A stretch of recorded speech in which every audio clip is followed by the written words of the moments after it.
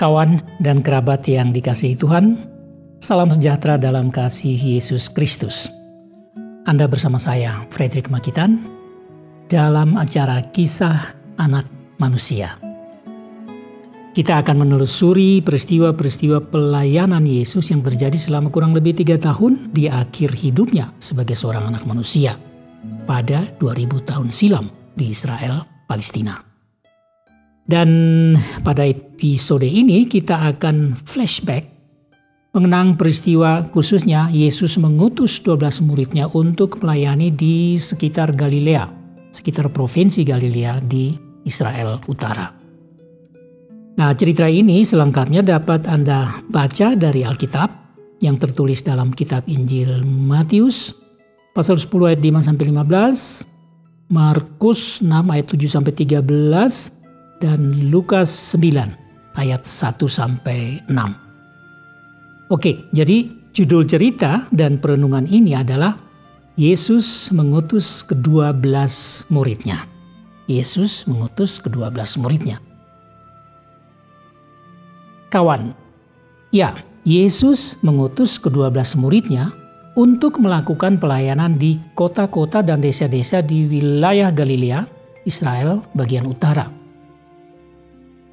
Peristiwa itu terjadi kira-kira di awal bulan Februari ketika musim dingin sedang memuncak. Dan murid-murid ini diutus untuk melayani langsung dalam tantangan alam dan juga tantangan fisik yang berat buat mereka sendiri. Tentu Yesus sudah punya rencana yang matang menyangkut apa yang akan dibuatnya dan kapan waktunya untuk setiap jenis pelayanan. Yesus mengutus 12 muridnya untuk melayani secara sendirian, artinya tidak bersama Yesus. Pengutusan murid-murid ini diatur dengan jelas dan rapi dan di-briefing oleh Yesus sendiri sebelum mereka berangkat. Dan murid-murid ini diutus hanya di kalangan orang-orang Israel yang disebut oleh Yesus sendiri domba-domba yang hilang dari umat Israel. Artinya, umat Israel yang belum dengar berita tentang kerajaan Allah dan kebenarannya. Belum dengar tentang Yesus yang adalah anak tunggal Allah, Mesias yang dijanjikan sejak lebih kurang 700 tahun sebelumnya. Yesus melarang mereka, murid-murid ini, pergi kepada bangsa-bangsa lain. Meskipun mereka juga sudah berpengalaman melayani bersama Yesus dan memberitakan Injil, misalnya di Dekapolis, itu di seberang Danau Galilea. Ke Samaria, wilayah di antara Galilea dan Yudea, pun Yesus larang, jangan ke situ. Meski orang-orang Samaria sebenarnya juga dari keturunan Yakub, nenek moyang bangsa Israel, nenek moyang mereka semua. Itu karena kepercayaan Samaria sudah banyak bercampur dengan kepercayaan bangsa-bangsa asing sejak ratusan tahun sebelumnya. Nah, kawan, tema pemberitaan dalam pengutusan murid-murid ini adalah kerajaan Allah sudah dekat. Jadi, murid-murid ini diutus untuk melayani di berbagai kota dan desa, dan tema umum, tema khusus, dan tema yang paling penting adalah kerajaan Allah sudah dekat. Murid-murid Yesus sudah disiapkan dengan pengertian tentang kerajaan Allah itu. Tentu melalui berbagai pengajaran Yesus dalam berbagai bentuk dan cara, misalnya melalui perumpamaan dan lain-lain. Tujuannya untuk menyiapkan hati orang yang nanti setelah dengar berita kerajaan Allah, mereka mau membuka hati mereka terhadap perubahan yang akan dikerjakan oleh Roh Allah sendiri melalui iman kepada Yesus Kristus yang akan diberitakan. Dan agar manusia bertobat, meninggalkan segala jalan mereka yang sesat, lalu taat kepada Allah secara tulus dan bersih, dan tidak ada lagi hidup yang munafik.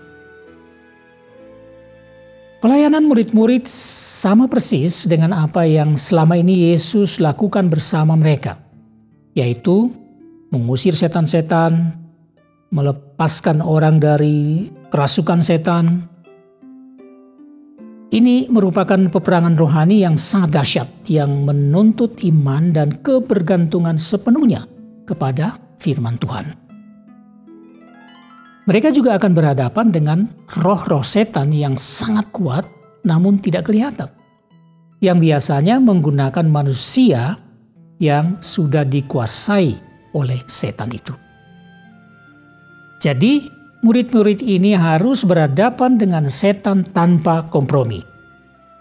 Tapi sekaligus mereka berhadapan dengan manusia ciptaan Tuhan yang butuh belas kasihan dan pelepasan karena menderita dalam cengkraman setan-setan itu.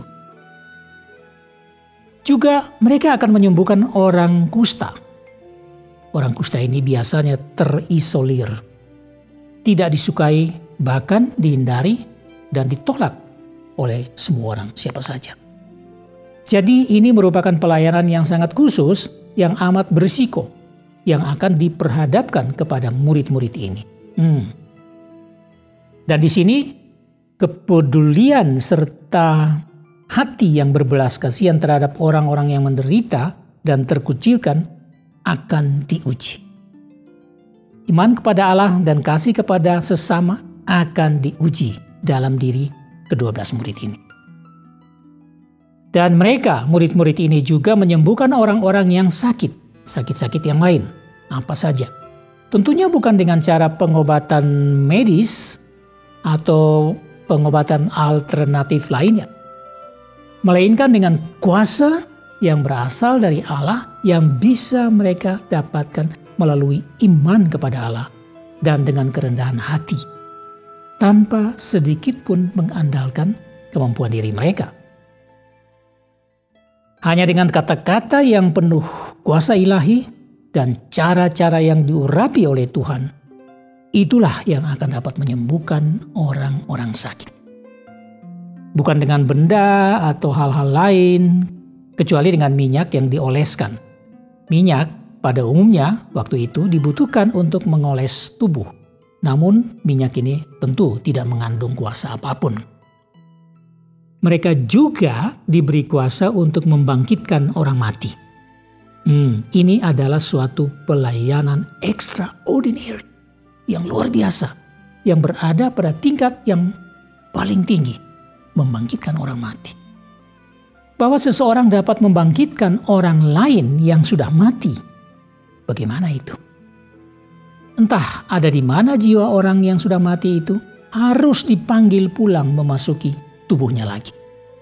Dan semua kondisi biologis, juga persyaratan medis apapun bagi manusia harus kembali lagi berfungsi seperti semula pada orang yang dibangkitkan itu. Memang jauh lebih mudah menyembuhkan orang kusta, menyembuhkan penyakit apapun, dan mengusir setan-setan daripada membangkitkan orang mati. Selain itu, ada manajemen personalia dan logistik yang dilakukan oleh Yesus, yang juga sudah diatur secara ketat, rapi oleh Yesus sendiri. Apa itu? Ke-12 murid ini tidak boleh bergerombol, karena nanti pelayanannya tidak maksimal dari segi penjangkauan dan juga penggunaan waktu yang ada, apalagi itu di musim dingin. Terutama dari segi pengalaman pelayanan serta iman dan kasih. Itu penting sehingga mereka tidak diatur bergerombol, tapi diatur terpisah-pisah. Mereka tidak boleh bawa uang dan barang berharga untuk jaminan hidup. Tidak boleh bawa pakaian dan peralatan yang berlebihan. Bahkan mereka tidak boleh bawa bekal untuk makan di perjalanan. Semua prosedur ini harus diikuti agar mereka belajar percaya dan bergantung kepada Tuhan saja. Dan yakin bahwa Tuhan akan menyediakan semua kebutuhan mereka dengan cara Tuhan sendiri. Dan kemana saja mereka pergi, mereka tidak boleh paksa orang untuk menerima pelayanan mereka. Dan tidak boleh paksa orang untuk melayani mereka. Ya, bagaimanapun beratnya pelayanan dan disiplin tersebut, ini adalah pelayanan yang harus mereka lakukan. Ini adalah perintah Yesus dan tidak ada bargaining apapun atau kompromi atau tawar-menawar apapun. Sudah tentu murid-murid ini akan dianugerahi kuasa ilahi dan tenaga ekstra saat dibutuhkan dalam pelayanan mereka. Jadi mereka tidak perlu khawatir akan apapun juga. Tapi yang terpenting adalah mereka melakukan semua itu dengan hati yang murni, dengan niat yang besar, dan komitmen yang kuat untuk menaati apa saja kehendak Tuhan. Lalu dalam iman mengikuti apa saja bimbingan dan petunjuk yang akan mereka terima pada waktunya di dalam pelayanan melalui doa dan kedekatan mereka kepada Tuhan. Ya, kawan, demikianlah cara Yesus mempersiapkan murid-muridnya untuk pelayanan di masa depan. Pelayanan ini sangat berat, namun Yesus melengkapi mereka dengan hal-hal yang diterimanya dari Allah Bapanya. Ya, kawan, bagi Anda dan saya, jikalau Tuhan Yesus memanggil dan menugaskan kita untuk melakukan pekerjaannya, maka Dia sendiri akan melengkapi kita dengan iman tentunya, dengan talenta atau kemampuan, dengan kuasa dan pengurapan. Dan Dia akan memenuhi kebutuhan kita, baik secara rohani maupun secara jasmani. Maka bagian kita dari dalam diri kita sendiri adalah kemauan, passion, komitmen, dan kesetiaan kepada Tuhan Yesus Kristus. Baiklah kawan, demikianlah yang bisa saya bagikan dengan Anda pada hari ini. Saya berharap ada sentuhan surgawi buat Anda melalui kisah dan renungan ini. Terima kasih banyak atas perhatian Anda, dan saya Frederick Makitan mohon diri untuk berjumpa lagi di edisi berikutnya. Doa saya, Tuhan memberkati Anda dan keluarga Anda. Get your message, have a good day, and see you next time.